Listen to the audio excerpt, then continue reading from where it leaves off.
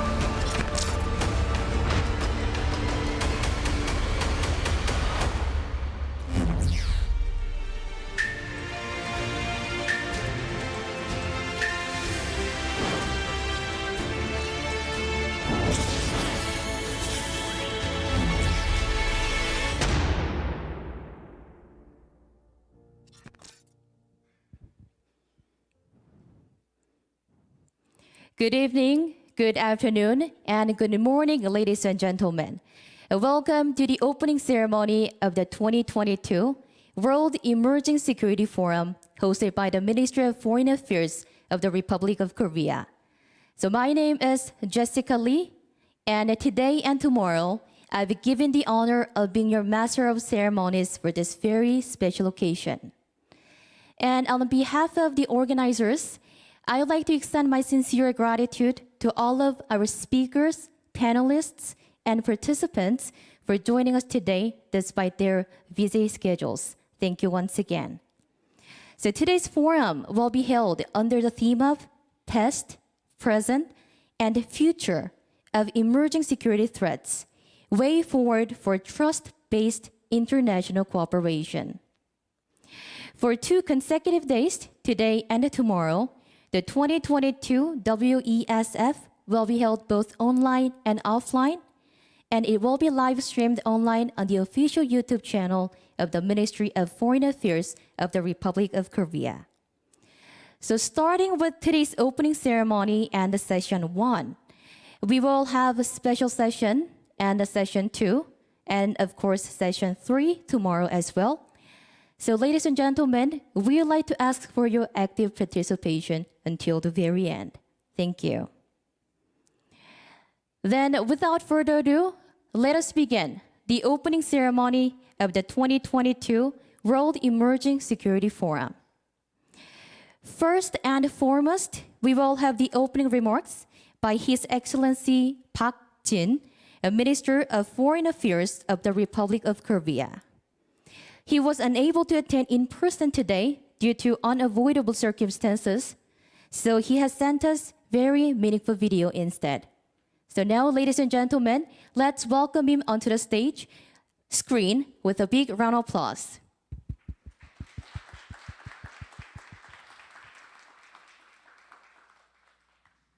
Your Excellency, Mr. Ehud Olmert, former Prime Minister of Israel, Dr. Sibu, President of the China Institute of International Studies, Dr. Dan Smith, Director of the Stockholm International Peace Research Institute, and distinguished guests. It is a great pleasure to welcome you to the 2022 World Emerging Security Forum. I would like to first thank the Stockholm International Peace Research Institute for partnering with the Korean government to hold this forum. We convene this year's meeting at a turning point in history. Today, our world is being challenged like never before. We are confronted with conflicts and divisions on a scale not seen in decades.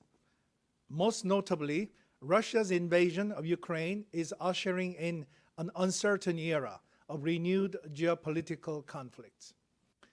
This is paralyzing the UN Security Council in addressing the world's most pressing security challenges. The latest failed attempt to adopt a Security Council resolution on North Korea is a case in point.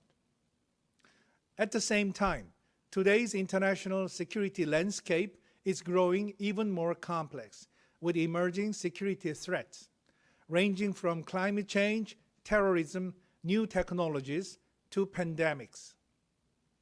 In fact, 2 years into the COVID-19 pandemic, the world continues to grapple with emerging variants, not to mention overwhelming economic losses.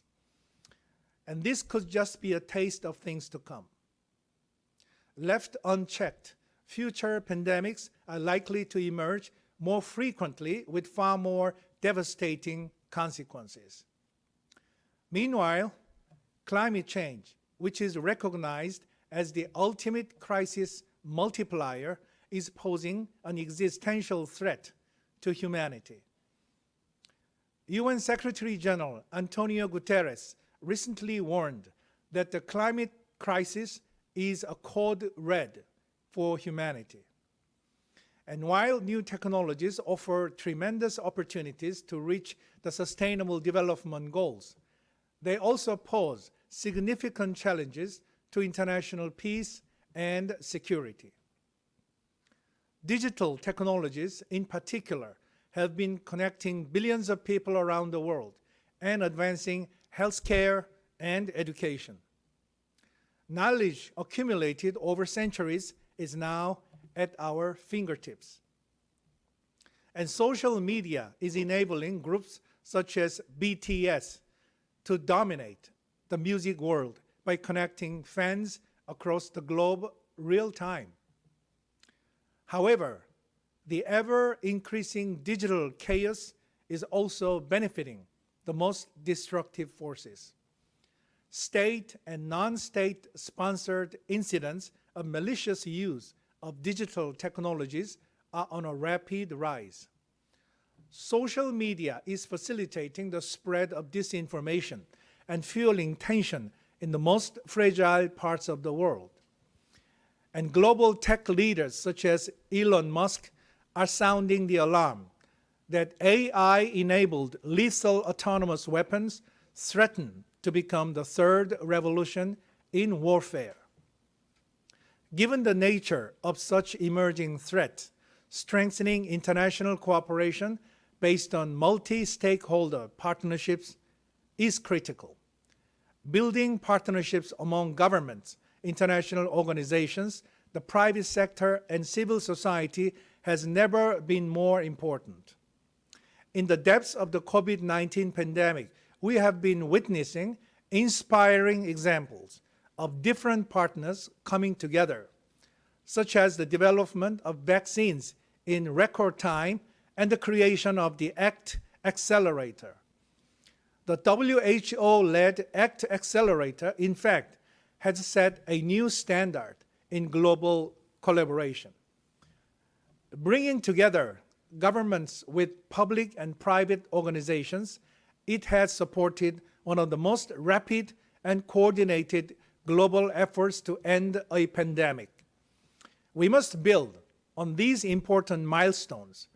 In my view, the world already has the resources, technology, and capacity to respond effectively.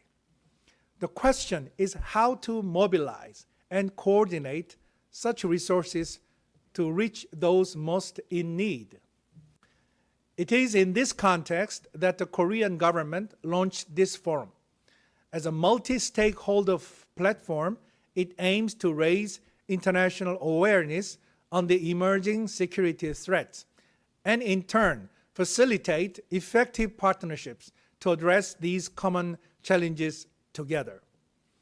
The forum is also part of Korea's commitment to serve as a global pivotal state, which we call GPS, in promoting freedom, peace, and prosperity across the world.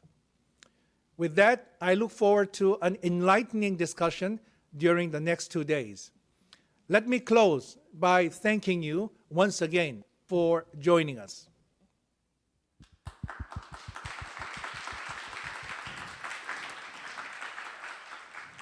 Thank you very much. As Minister Park Jin just mentioned, we hope that the 2022 WESF will play an important role to raise international awareness on the emerging security threats and to address these common challenges together. Thank you once again.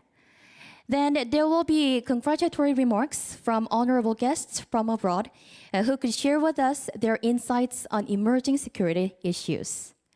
First, we have a very special guest who are joining us here at the site. So it's my great honor and privilege to introduce His Excellency Ehud Olmert, a former Prime Minister of Israel, for his congratulatory remarks. Your Excellency, please come up to the stage. And ladies and gentlemen, let's welcome him with a big round of applause.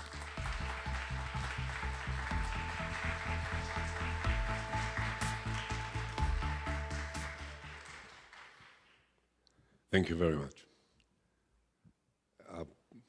The Honorable Foreign Minister of Korea, my friend, Mr. Park Jin, distinguished ministers, ambassadors, honorable guests, ladies and gentlemen, I am honored and delighted to be here, second time this year in Korea. And while in Korea, just recently, a new president was elected to lead the nation. In my country today, the government collapsed. So it brings to the fore something that I'd like to share with you later about what I consider to be the perhaps the most difficult and the most evolving danger to the order of the world as we have been accustomed to live with. There are many dangers to the stability and security of the international community. Just a few months ago, we have witnessed the Russian invasion of Ukraine. I don't want to go into the historical debate about the relations between Russia and the former members of the Soviet Union.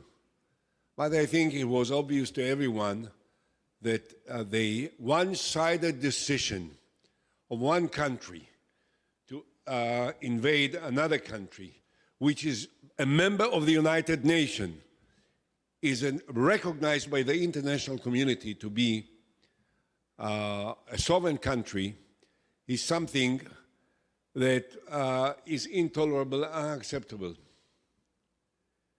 And I think I am sure that I reflect the attitude of everyone here and the organizers of this forum, as was so explicitly manifested by the very clear words of Minister Jin, that we can't acquiesce, can't tolerate, and can't agree with the one-sided decision of Russia to solve the legitimate conflict that they may have with Ukraine in a very brutal and aggressive manner. But to be honest, this is just one example of something which is not new. In the 21st century, as well as in the 20th century, we have witnessed many such events of the use of force by a country which is considered to be strong and more powerful, and it has happened. I'm talking about the second half of the 20th century and the beginning of the 21st century. It happened in many parts of the world, by many different countries, with outcomes which were very painful and very bloody for many innocent people in many parts of the world. So this in itself is not something that we have not witnessed in the past. We did. We talk about the pandemics. I think that the last almost 3 years have been torturous and painful to a large number of people across the world. I don't think that in modern history we have witnessed something of this volume, of this size, of this spread, as the COVID-19 spread has taken place over the last 3 years. But is this a new threat to the security of the world, of the international community? I think that we all will agree that we have been through pandemics in the past. In the second part of the 20th century, there were pandemics in this part of the world, in the western part of the world, in many parts of the world, there were pandemics. In the beginning of the 20th century, there was the famous Black Plague pandemic, which costed the lives of millions in Europe, particularly starting in Spain. So the pandemics were here, are here, and will continue to spread in one format or another, in one variant or another. This in itself is not new. If there is one thing new about the recent pandemics which we have experienced, is the rapidity in which the international community and the research institutes were capable of finding an appropriate solution, a vaccine, that has changed the nature of the threat and allow us now, in most parts of the world, and by some coincidence, I happen to have been in 2 different countries in Europe in the last couple of weeks. I come from Israel, now I'm here. The mood is different, the attitude is different, the emotions are different, and the ability of the different societies to cope with the threat is of a different nature than what it seemed to have been at the beginning of it 3 years ago. Let's mention the cybersecurity. My country takes pride in being quite successful in dealing with cybersecurity, and there are many other countries, this country as well. The desire of countries, of different communities in the world to find out what others want to hide and to use their technological innovations in order to help them find out what other countries want to hide is the tale of history. It's been all the time. I read some interesting books about the Second World War, of how the Americans were spying on the Germans were spying on the Allies, the Russians were spying against the Americans were spying against the Russians. They used the facilities which at that time were the height of the technologies that existed.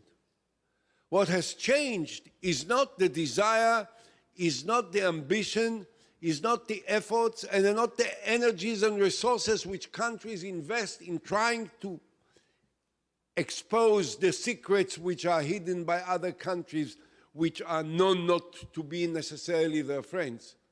But the measures, the technologies, the sophistication that we use now that were not used in the past, and the sophistication which characterized the past was far above the sophistication which existed before. And this is the story of history. We are moving all the time, we are moving forward, and we develop new technologies, and we use these technologies in order to accomplish what some countries think is essential for their security, for their well-being, for their interests, for their ambitions, in order to protect themselves, in order to allow themselves to build their future in an appropriate manner. And so, you know, we can go on and on. I heard what the Minister Jin quoted of Elon Musk. I heard that he is quite a rich man, but quite an innovative guy also. And he is warning what may be the possible ramifications of the expansion and the development of the artificial intelligence that can change the life of the world. It is already affecting the way of life in many different parts of the world. And of course, to this we can add the social media, the social networks, and what they do.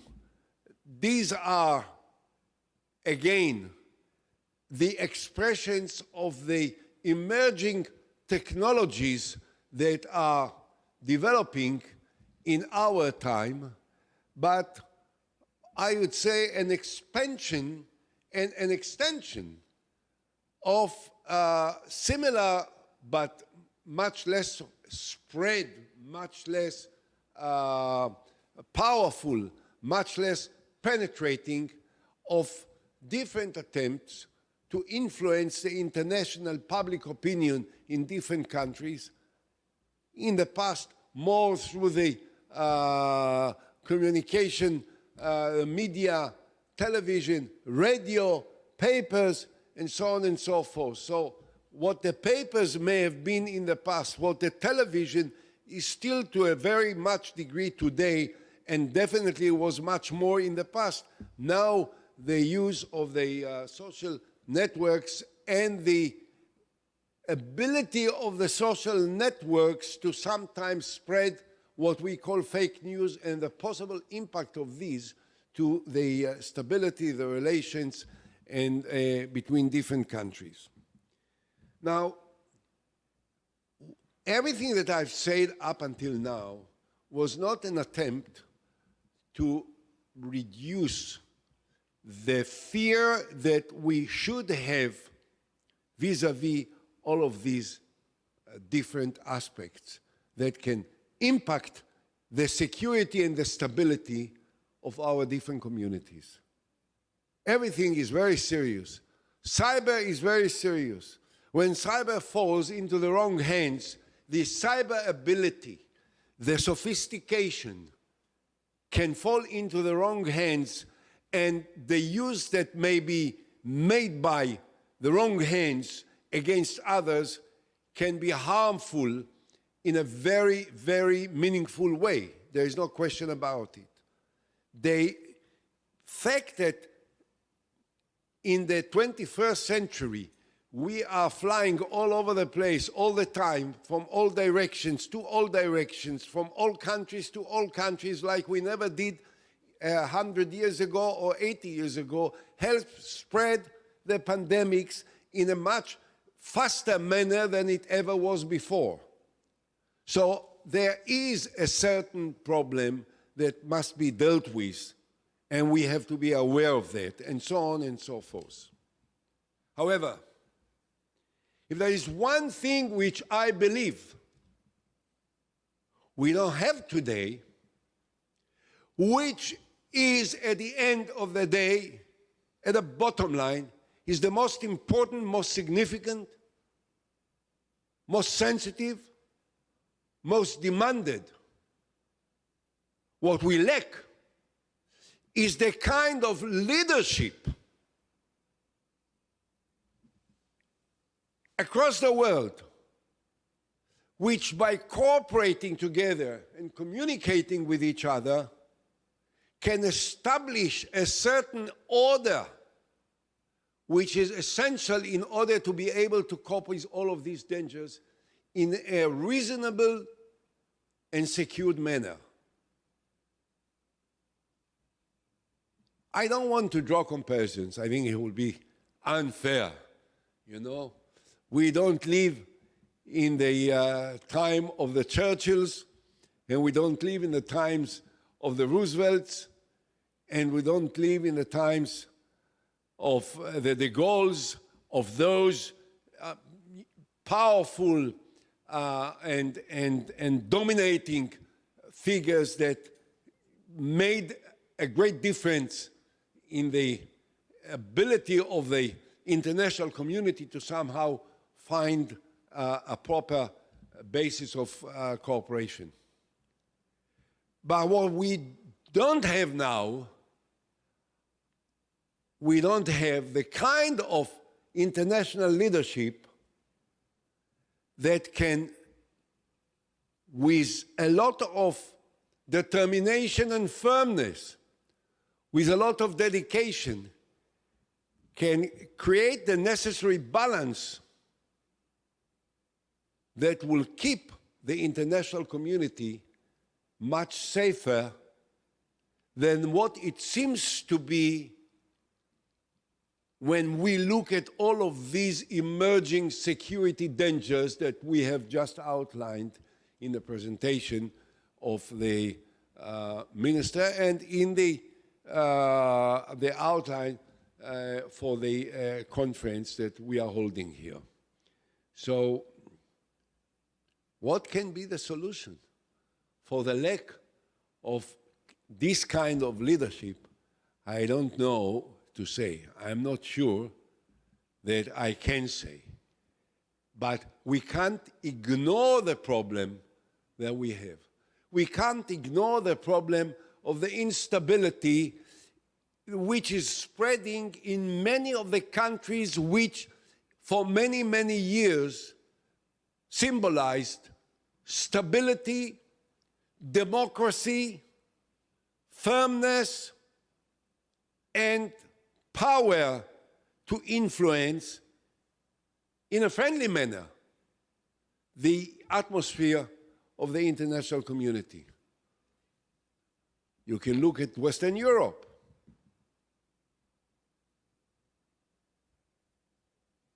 I think it's quite obvious that the political situation in many of the most important countries in Western Europe is not what it used to be. If you want, take France as an example, just in the last couple of days, or Great Britain, or even the United States of America, which is divided more than it has been for generations between right and left, between two different factions which are a sizable part of the population of this great country. Never been before to such a degree. So I think, if I may conclude, what we share is an understanding that there are serious security risks that are threatening stability, well-being, and quality of life of many people in many parts of the world. And they were listed in the plan that is the basis for this conference.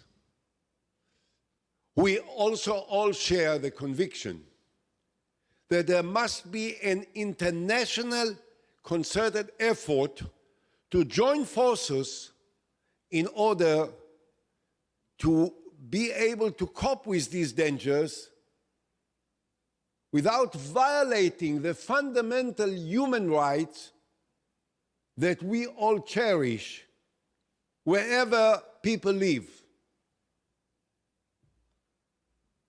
What we have to pray for, while we know the need, the danger, the risk, and the threat what we have to pray for is that the leadership in the most important parts of the world will emerge to understand the challenge, to comprehend the dimensions, and to join forces together to work in a friendly, respectable manner in order to be able to find the appropriate solutions that will make the lives of ourselves, of our children, in my case I can say of our grandchildren, much brighter and more promising.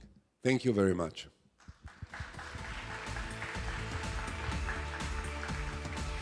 Your Excellency, thank you very much for your meaningful word, and thank you for visiting Korea to attend today's forum.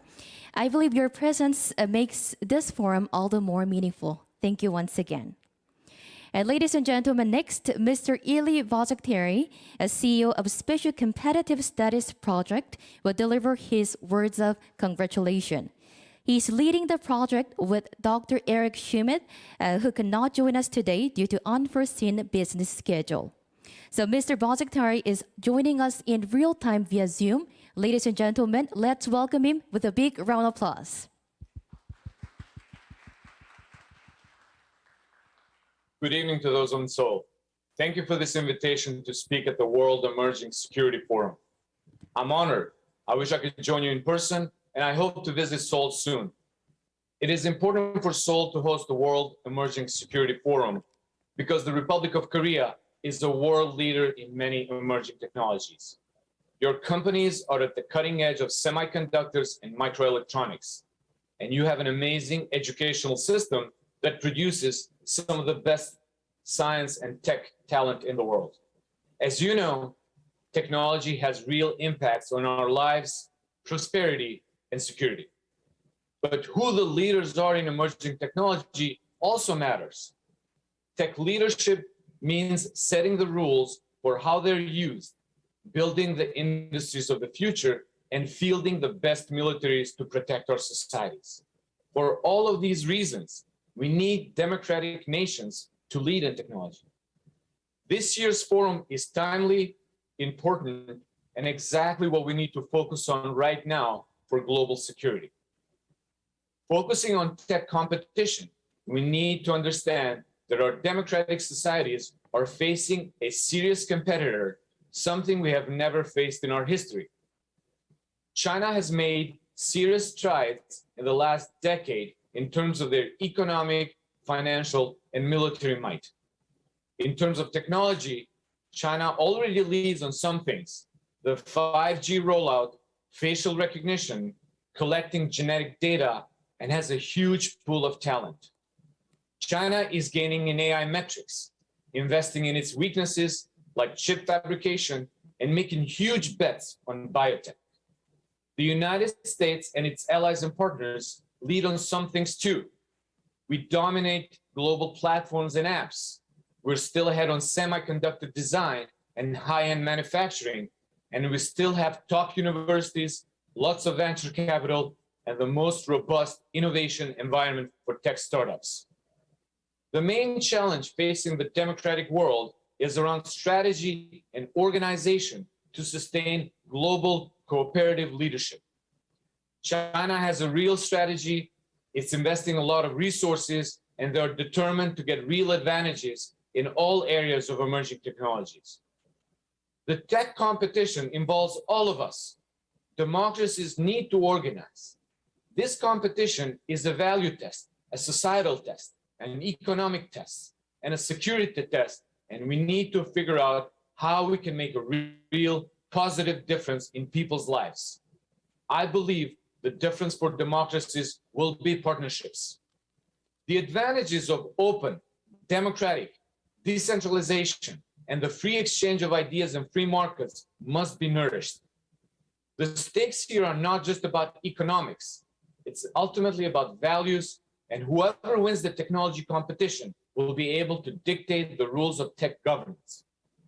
The first mover advantage in technology is enormous, and the power and impact of the technology we're competing over, like artificial intelligence, can reshape the world order. Do we want a world order centered around China's use of technology to consolidate its power, control its citizens, and stifle individual rights? Or do we want a world order around the respect for the rule of law and individual rights? If we succeed, the rewards will be enormous. Our societies will have enormous benefits, our economies will thrive, and our militaries will be ready. I'm excited by the opportunities for how this year's World Economic Emerging Security Forum can mobilize our nations to work together around these issues. Thank you again for the invitation to speak. On behalf of our chairman, Dr. Eric Schmidt, and myself, we wish you a very successful summit, and I look forward to continuing a dialogue with all of you on addressing the challenges and opportunities of emerging technologies. Have a good one.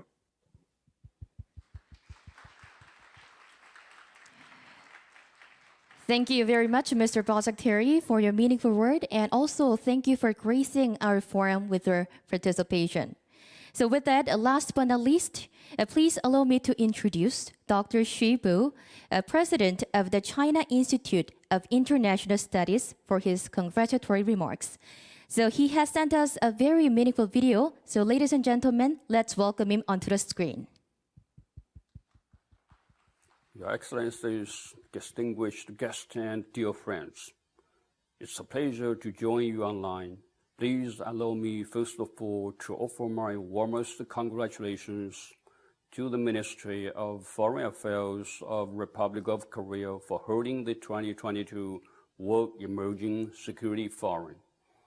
This is a timely conference, and the international community must think hard and find out the ways forward of international cooperation. UN Secretary General Mr. Antonio Guterres expressed his concern about what's going on in the world. He said in his General Assembly speech in 2019, "If I had to select one sentence to describe the state of the world, I would say we are in a world in which global challenges are more and more integrated and the responses are more and more fragmented. And if this is not reversed, it's a recipe for disaster." Mr. Guterres set up a high-level advisory board on effective multilateralism early this year. While I feel honored for having been invited by him to be one of his 12 advisors, I also feel a lot of pressure for the responsibility. As the world is undergoing profound change and a raging pandemic unseen in a century, the international community is confronted with a grave and complex security environment. One notable phenomenon is the rise of emerging security challenges which require our close attention and collective action. This forum highlights three prominent areas, including cybersecurity, health security, and emerging technologies and security, which have no less impact on humanity than war and conflict. In cyberspace, malign cyber attacks are posing acute threat to national security and international stability. In the realm of public health, the continuous mutations of the COVID-19 is aggravating the global pandemic, and the newly emerged monkeypox is posing new health risk. As new technologies develop, the world is set to grapple with more unexpected security challenges in the future. What is also worrying is that emerging security challenges are increasingly intertwined with traditional security challenges, further complicating the international security landscape. For example, the current Ukraine crisis is wreaking havoc to the world by threatening global food and energy security. The rampant disinfodemic enabled by the spread of social media, artificial intelligence, and digital technologies is heightening geopolitical tensions. Confronted with these challenges of the global nature, no country could stay aloof or unaffected. It is imperative for the international community to come together to find a path toward redressing the sustained deficit of global security governance. China's President Xi Jinping put forward the Global Security Initiative at the Boao Forum for Asia Annual Conference 2022, emphasizing to uphold the vision of common, comprehensive, cooperative, and sustainable security, which features dialogue, partnership, and win-win cooperation instead of confrontation, alliance, and zero-sum approach. We must respect sovereignty and territorial integrity of all countries so as to ensure that all countries enjoy equal rights under the basic norm of international relations.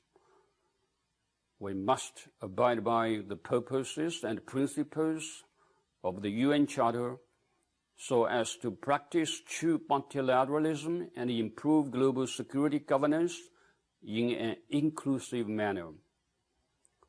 We must take the legitimate security concerns of all countries seriously so that the security of one country would not come at the expense of others.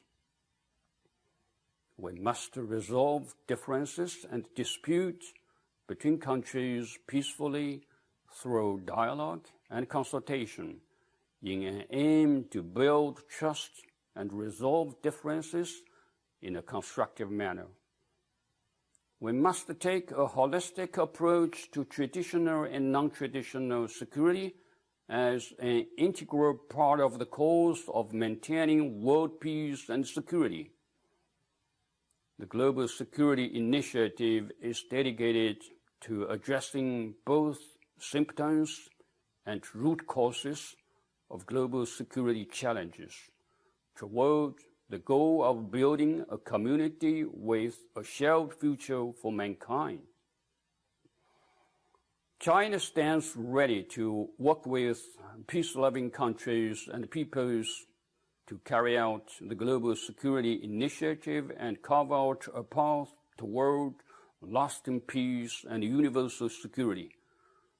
China is committed to join regional and international partners, including our close neighbor, Republic of Korea, in contributing to a strong, balanced, and sustainable global and regional security architecture to safeguard regional security, promote regional prosperity, and enhance sustainable security through sustainable development.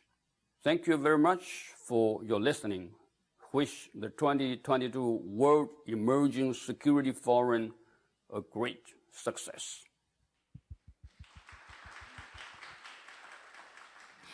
Thank you very much. Ladies and gentlemen, now we will take a commemorative photo with our honorable guests who are joining us today. Those who are watching our forum online, please take a short break and please come back at 7:50 p.m. Korean Standard Time for session 1 on cybersecurity. Thank you very much.